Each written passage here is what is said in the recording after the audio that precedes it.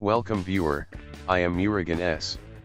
This video tutorial describes, fix, the app you're trying to install isn't a Microsoft verified app.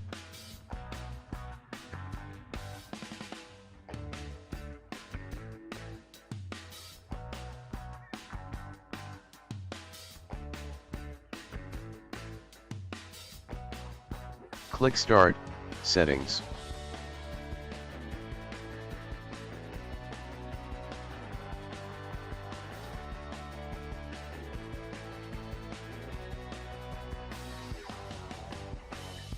Click Apps.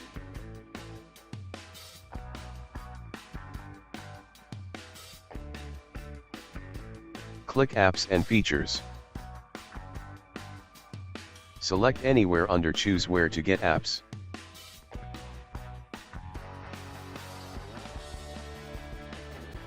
Close and exit settings.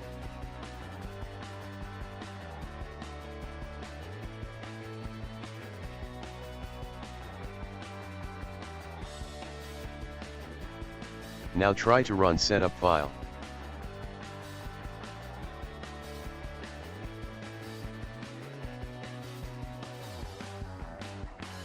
Click Install.